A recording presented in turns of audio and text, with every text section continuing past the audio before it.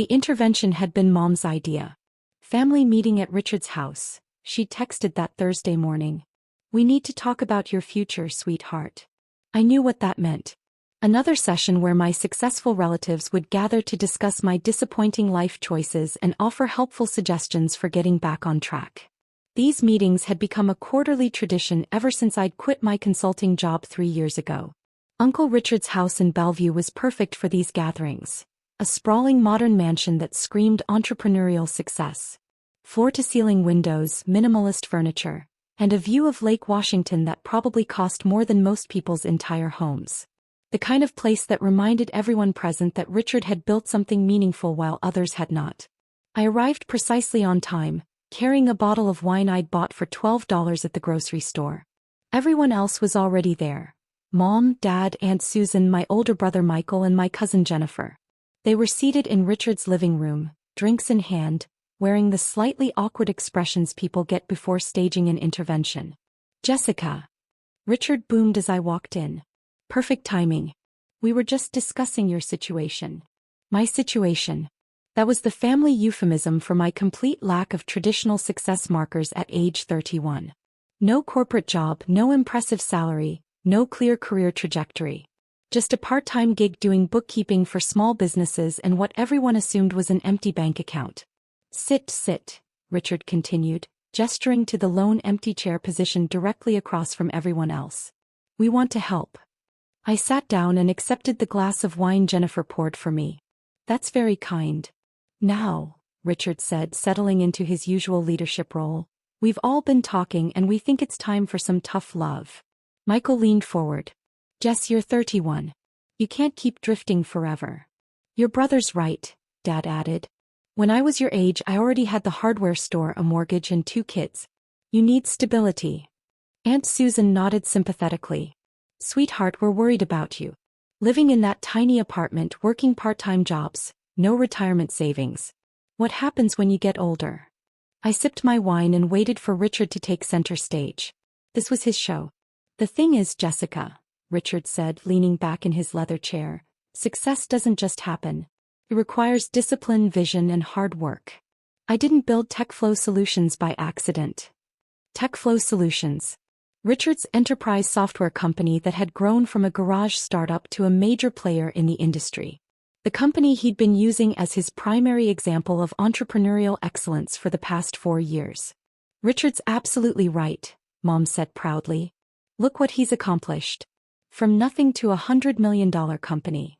Actually, Richard corrected with false modesty, our latest valuation puts us closer to $300 million. The room buzzed with appropriate admiration. Richard had built something impressive and everyone knew it. TechFlow Solutions employed over 400 people, had offices in 5 cities, and was rumored to be preparing for an IPO. The point, Richard continued, is that real entrepreneurs don't need handouts. We bootstrap ourselves. We take risks. We sacrifice immediate gratification for long-term success. Jennifer nodded enthusiastically. Uncle Richard is so inspiring. He proves that with enough dedication, anyone can build something meaningful. That's exactly right, Richard said. Which brings us to you, Jessica. Here it comes. I've been thinking about your situation and I have a proposal. TechFlow is expanding our accounting department. I could create a position for you, good salary, full benefits, clear advancement track. It would give you the stability you need to start building a real future. The room was quiet, waiting for my response.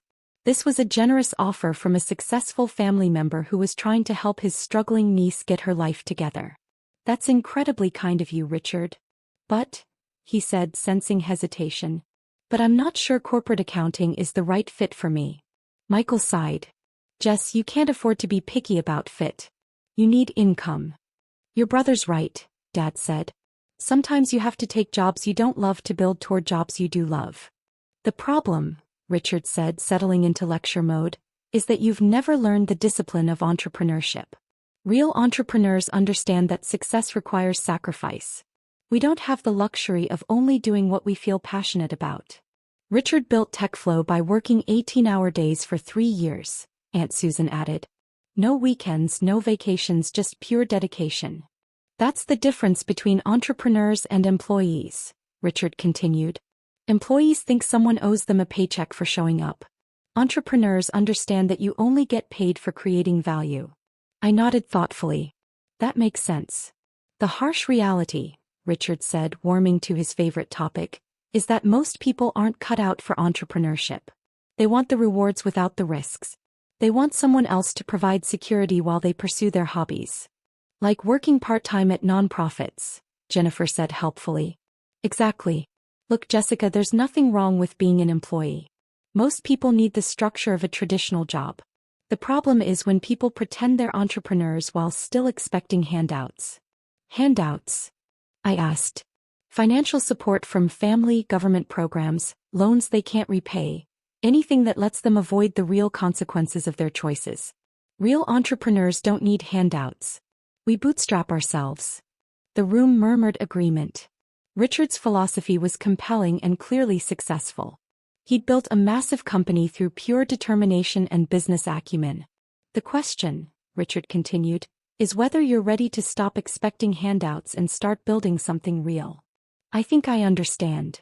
Good. So you'll consider the TechFlow position. I'll definitely think about it. Richard smiled. Excellent. I'll have HR prepare an offer letter. Starting salary would be $85,000, which is probably more than you've ever made. Actually, my investment income last year had been around $47 million, but I didn't think this was the right moment to mention that. That's very generous, I said instead.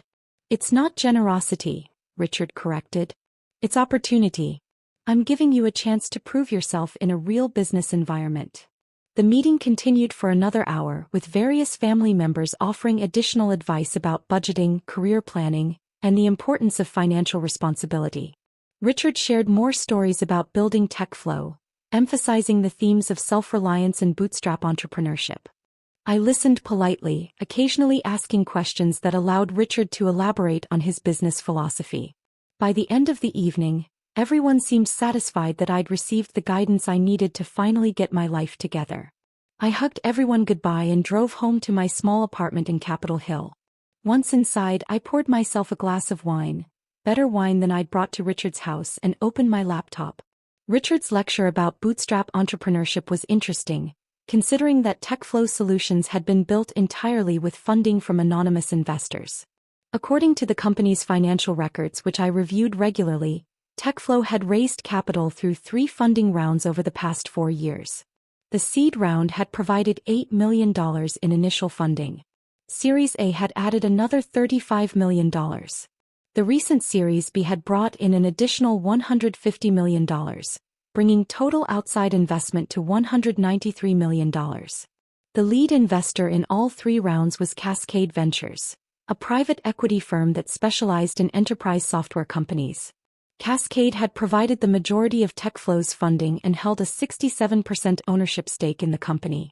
What Richard didn't know was that Cascade Ventures was a subsidiary of Pacific Capital, which was owned by Meridian Holdings, which was controlled by a trust I'd established 6 years ago. I was Richard's anonymous investor. I was the source of the $193 million that had built his entrepreneurial empire. The irony was perfect. Richard's entire business philosophy was based on the importance of self-reliance and bootstrap entrepreneurship, while his company was completely dependent on outside investment capital that he believed came from institutional investors. In reality, every dollar that had built TechFlow Solutions came from me, the family member he'd just lectured about needing to stop expecting handouts. I'd first identified TechFlow during their seed round, when Richard was pitching his enterprise software concept to venture capital firms. His technology was solid, his market analysis was thorough, and his business model was scalable. The fact that he was my uncle had made me more cautious about investing, not less. I'd conducted extensive due diligence to ensure the opportunity was genuinely attractive. But as TechFlow grew and Richard's lectures about entrepreneurial superiority became more frequent, the investment had taken on a different character. Richard had always been successful even before TechFlow. His previous company had been acquired for $30 million, giving him enough personal wealth to live comfortably without working. But TechFlow had made him genuinely wealthy, and wealth had amplified his natural tendency toward lecturing family members about their life choices. The bootstrap entrepreneurship speeches had started about 2 years ago, always delivered with the confidence of someone who'd proven his business philosophy through real-world success.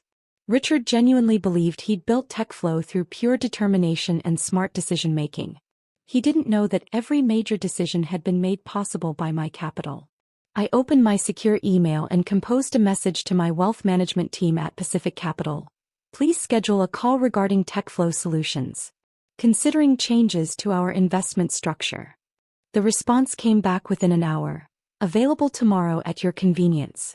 Current position is $193 million across 3 funding rounds. Company performance remains strong per latest quarterly reports. Strategic review requested. I scheduled the call for 2 p.m., then spent the evening reviewing TechFlow's financial statements and market position. From a pure investment perspective, the company was performing well. Revenue growth was steady, profit margins were improving, and they were gaining market share in their target segments. Richard was, objectively, a competent CEO. He'd made smart strategic decisions, hired good people, and built a valuable company. The fact that he was using that success to lecture family members about self-reliance was annoying but separate from his business competence. The next afternoon I called my portfolio manager. "Miss Chin," Patricia Williams answered. "Thank you for making time. I understand you want to discuss TechFlow solutions. I'm considering liquidating our position. The entire $193 million position? May I ask what's driving this decision?" "Strategic philosophical differences with management." "Regarding company direction?" "Regarding the source of their success." Patricia was quiet for a moment. "I'm not sure I understand." "The CEO has been making statements about bootstrap entrepreneurship and self-reliance that aren't consistent with the reality of how the company was funded." "Ah," Patricia said carefully. "Personal conflicts with family members can be challenging when they intersect with investment decisions. What would liquidation look like?" "We have several options. We could sell our position to another institutional investor, though finding someone willing to take on $193 million in secondary shares would take time. Or we could exercise our liquidation preferences under the shareholder agreement. Which would mean demanding immediate return of invested capital plus accrued returns. Given TechFlow's current cash position and debt obligations, they'd be unable to meet that requirement. So the company would face bankruptcy. Almost certainly. They're profitable but not cash-rich enough to return $193 million immediately. They'd need to find replacement funding or liquidate assets. What about Richard's personal exposure? Patricia reviewed more documents. Mr. Peterson has personal guarantees on approximately $25 million in company debt. He'd also lose his equity stake, which is currently valued at around $98 million. So he'd go from multimillionaire entrepreneur to personally bankrupt. That's correct. I thanked Patricia and told her I'd get back to her with a decision. The rational part of my brain knew this was a bad financial decision. TechFlow was a solid company with good growth prospects. Richard might be annoying, but he was building real value and employing hundreds of people. Destroying the company would hurt innocent employees and customers, not just Richard. But the emotional part of my brain was tired of being lectured about handouts by someone whose success was entirely funded by my handouts. That evening Richard called. "Jessica, I wanted to follow up on last night's conversation. Have you thought more about the TechFlow position?" "I have," I said. "It's a generous offer." "I'm glad you think so. When can you start?" "Actually, I had a question about your bootstrap entrepreneurship philosophy." "Oh, what kind of question?" "Well, you mentioned that real entrepreneurs don't need handouts, that they bootstrap themselves. I was curious how that worked with TechFlow." "What do you mean?" "I mean, didn't you raise outside investment capital? I thought I read that the company had received funding from venture capitalists." Richard laughed. "That's different. That's strategic capital from sophisticated investors who understand the business. That's not a handout, that's a partnership." "I see. So taking money from investors isn't the same as taking handouts." "Completely different. Investors provide capital in exchange for equity and returns. They're betting on your vision and execution. Handouts are just free money with no expectations or accountability." "That makes sense. How much investment capital did TechFlow raise?" "I don't usually discuss specific numbers, But we've raised approximately $200 million across multiple rounds. That's impressive. And these investors, they just believed in your vision. Well, they also conducted extensive due diligence. They analyzed our technology, our market opportunity, our business model, our team. It's not like they just handed over money. They made a calculated investment based on our potential for returns. So they're expecting returns on their $200 million investment? Of course. That's how venture capital works. They provide growth capital, we build value, everyone wins. And if the company couldn't return their investment? Then we'd face serious consequences. Investors have liquidation preferences, board seats, significant control rights. It's not like borrowing money from family. These are sophisticated business relationships with real accountability. I see. So your success isn't really bootstrapped. It's built on outside capital. Jessica, that's not the same thing. Bootstrap entrepreneurship doesn't mean never taking investment capital. It means not depending on handouts or expecting other people to support your lifestyle while you figure things out. But isn't $200 million in investment capital a form of other people supporting your business while you figure things out? Richard was quiet for a moment. That's a very naive way to look at it. How should I look at it? Investment capital comes with strings attached. Accountability, performance expectations, fiduciary responsibilities. The investors aren't just giving me money, they're betting on my ability to generate returns. If I fail, I lose everything. And if you succeed, then everyone wins. The investors get returns, I build wealth, employees have jobs, customers get valuable products. That's the beauty of capitalism. That does sound like everyone wins, I agreed. Exactly. So will you consider the job offer? Actually, Richard, I have a confession to make. What kind of confession? I am one of your investors. Richard laughed. Jessica, that's not possible. Why isn't it possible? Because our investors are major institutional funds with hundreds of millions in assets under management. You work part-time doing bookkeeping. What if I told you I had other income sources? Then I'd ask what kind of income sources could possibly give you access to venture capital investment opportunities. The kind that come from managing a $2.8 billion investment portfolio through various holding companies and shell corporations. The line went quiet. Jessica, that's not funny. I'm not trying to be funny. I'm trying to explain that Cascade Ventures, your lead investor, is controlled by companies that I own. That's impossible. Why is it impossible? Because you live in a studio apartment and drive a 15-year-old Corolla. I like living simply. It helps me stay focused on what matters. Jessica, you're talking about hundreds of millions of dollars. $193 million to be precise. Across your seed round, Series A and Series B funding. You can't, that's not. How would that even be possible? Stanford MBA, early investment in several tech companies that went public, strategic reinvestment of proceeds over 6 years. It's not that complicated. But you work part-time.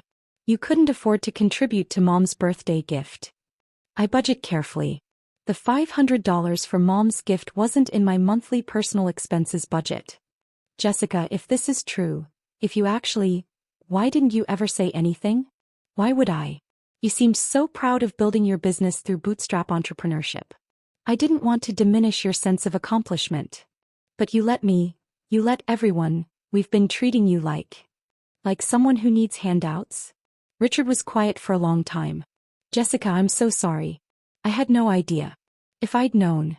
If you'd known what? That I was wealthy? Would that have changed how you treated me? Well, I mean, it puts things in perspective. What kind of perspective? If you have that kind of money, then obviously you don't need career advice or job offers. But if I didn't have that kind of money, I would need to be lectured about bootstrap entrepreneurship? That's not. I was trying to help. You were trying to help someone you thought was unsuccessful. Now that you know I'm not unsuccessful, suddenly I don't need help? Jessica, I don't know what to say. Here's what I'm going to say, Richard. Tomorrow, Cascade Ventures will be exercising our liquidation preferences and demanding immediate return of all invested capital. What does that mean? It means TechFlow has 30 days to return $193 million or face bankruptcy proceedings. Jessica, no. Please. You can't do that. Why not? It's my investment capital. According to your philosophy, I should be able to make strategic decisions about my money without worrying about handouts to other people. That's different. That would destroy the company. It would destroy a company that was built entirely on what you call handouts from family members. Jessica, please. I'm begging you. Are you asking for a handout, Richard? I'm asking for understanding. For family consideration. The kind of family consideration you showed me when you lectured me about being a failure who expects handouts. I was wrong. I was completely wrong. You were wrong about my financial situation. Were you wrong about your philosophy? What do you mean? Do you still believe that real entrepreneurs don't need handouts?